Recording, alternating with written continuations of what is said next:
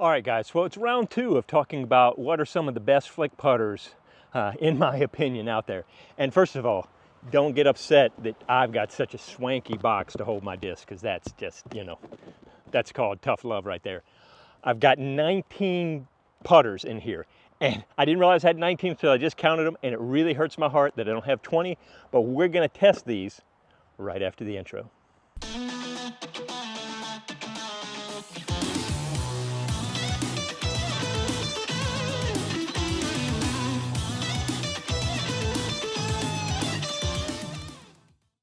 Okay, guys, let's see what's in here. I've got an inner core, threw that in because it's new, that given to me by Homer. Then I've got the Meridian. Dang it, I totally blanked out on the Meridian. Meridian prototype putter. Then I've got the Prowler, the Magician, the Penrose, Wizard, the Judge, here comes the Judge, the Spin, the Whale, Firefly, I can't even read these days, the Warlock, AVR, the Atom, another AVR, I think one is the AVR, that's KC Pro AVR, that second one, the Reco, Castoplast, P2, the Stokely Wren. This is a Wren, not the other one. I didn't know what I was talking about. The Pixel, and finally, oh, we've got 18 because somehow I snuck in a Glowberg. Yeah, that didn't count.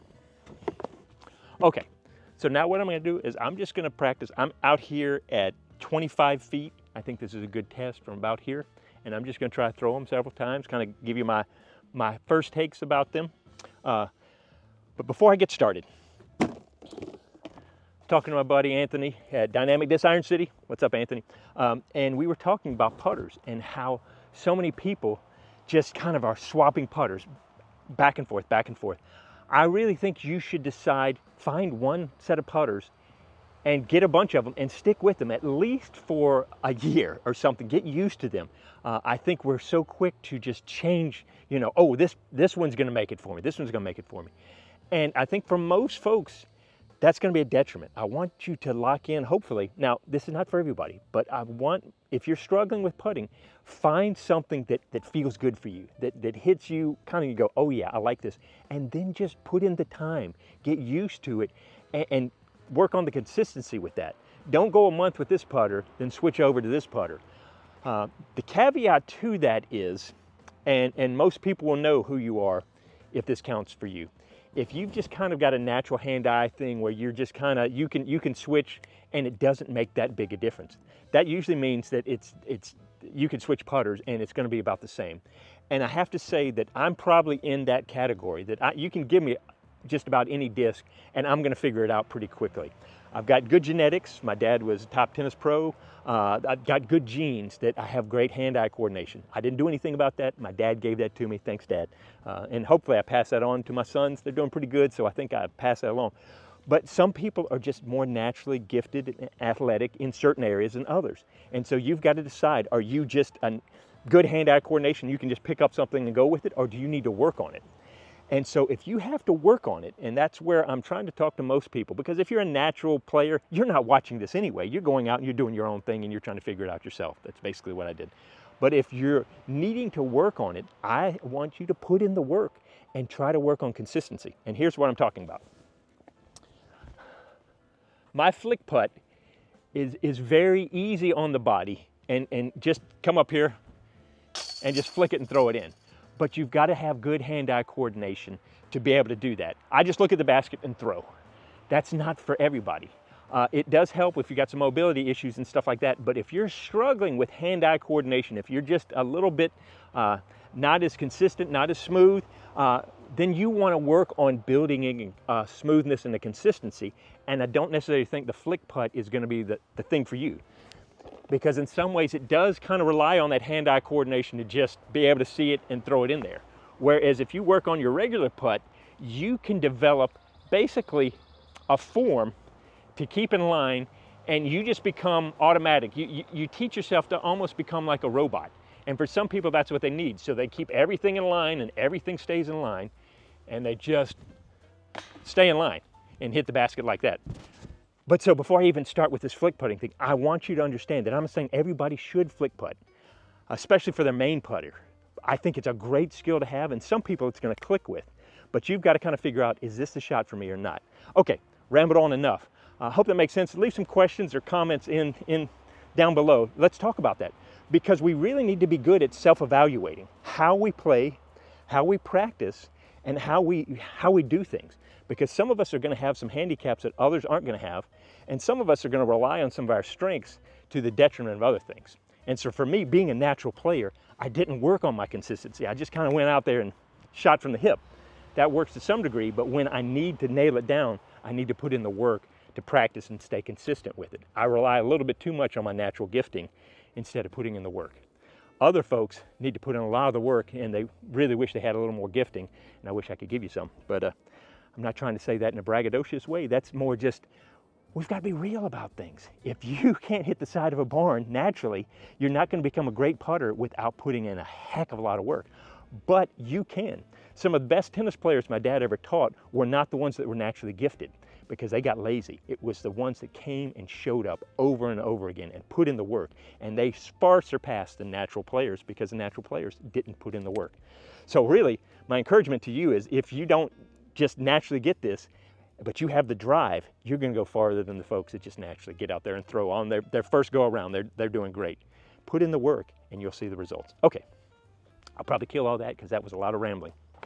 Okay, some of the reason why I chose these, I know there are more out there. These are the ones, I had, that helps, but also the ones that felt best in my hand just by grabbing them. So, all right, here we go.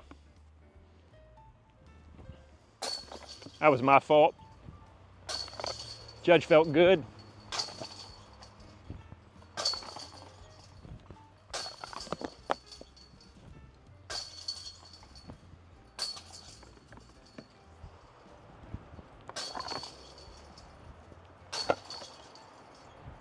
Oh, I started thinking about something else.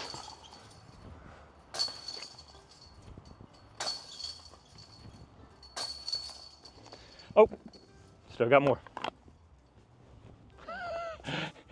It's the brain, it's not the disc. I just went off in a different direction. Oh, that was just ugly. Okay, let's face it, 25 feet and in, most times the discs aren't going to be that different. They're not going to have enough time to do a lot of stuff. It's just to the basket, to the basket. So let's add a little pressure to this, and I'm going to play now with these. I'm going to have it's single elimination. I know it's not scientific, and it's just, you know, but it's going to give me a little, I'm going to have to focus a little bit more now. Because even on that first run, my mind just started wandering. And when my mind wanders, that's when I start missing shots. So I'm going to make it single elimination. And last man standing wins.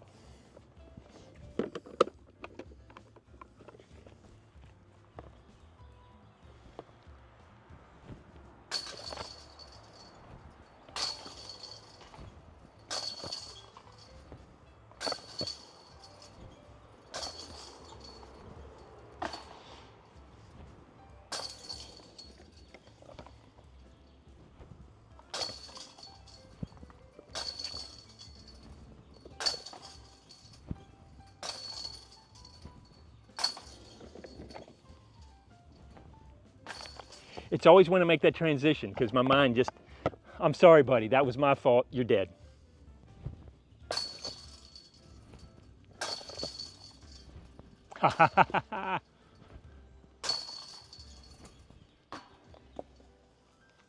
All right, well, hey, they're gone. So we lost the Magician, the Prowler, and the KC Aviar. We should basically call this the Pete Collins focus test, because that's really all it is. Oh, thank you.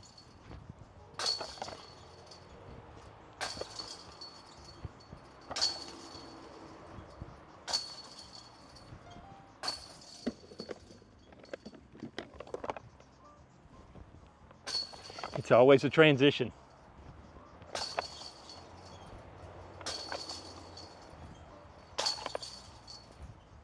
Pushed it. Ah. All right. So we lost the judge, the Penrose, and the regular AVR. It's funny because I like the feel of the judge. And then there were 12. Yep.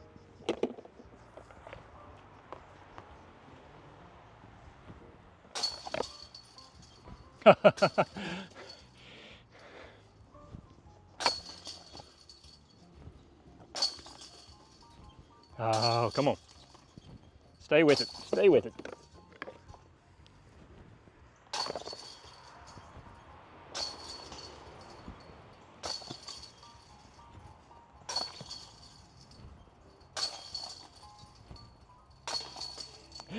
I start thinking about comments and I start thinking about things I could say instead of putting, and that's what's getting me in trouble. So we lost the inner core. Yeah, I wasn't too sold on that as a putter anyway, so that one doesn't hurt. Hey, Meridian and the Stokely are staying in though. I can almost get it where I can hold all of them. Let's see if I can hold on to it so I don't have to transition. All right.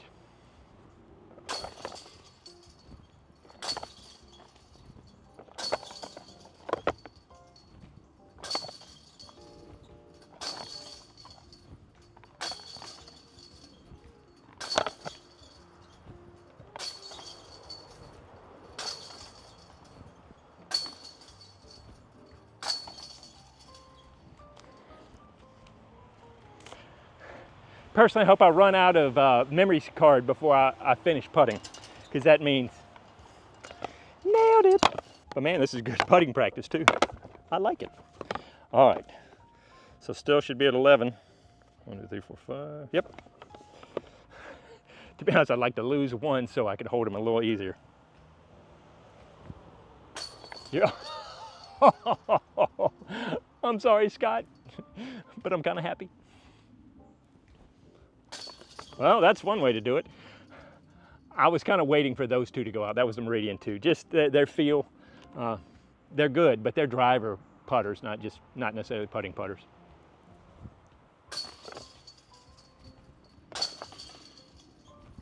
So the key is I got to get a good flip off that middle finger.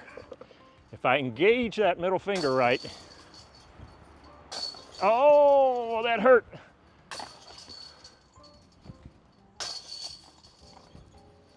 I can just feel it. If I get that good release, just that pop.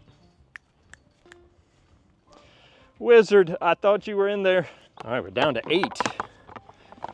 Should we do a recap of the 8? We got the Spin, we got the Reiko, we got the Atom, we got the Firefly, the P2, the Whale, the Pixel, and the Warlock. Oh, thank you.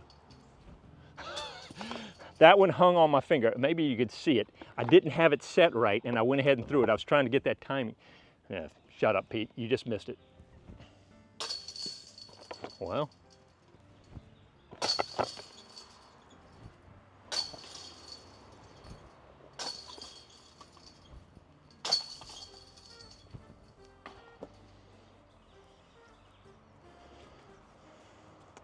That was a bad focus round.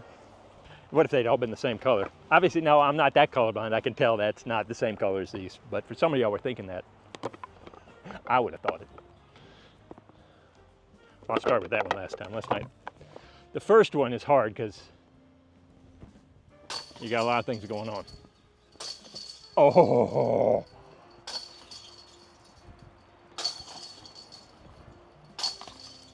I really do like the Spin, but I like it for a very flippy driving putter. I love that. That's kind of my backup for my flippy birdie. So sad to see it going one way, but I wouldn't putt with it anyway. So, all right, Pixel.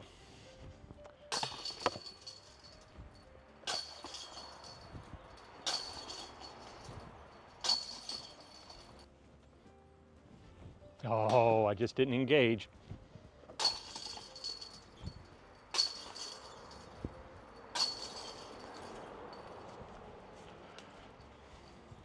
Sorry, I do like the P2. Oh, thank you, Pixel.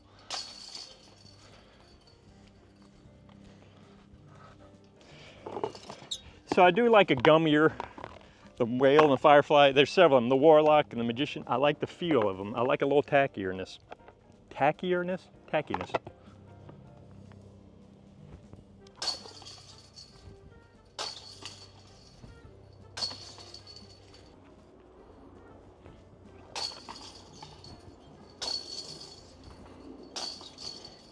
Having threes kind of focus me. I can't mess up.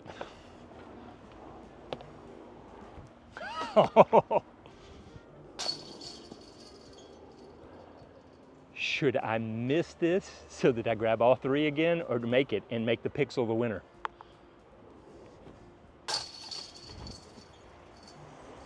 Who knew? I guess Simon knew.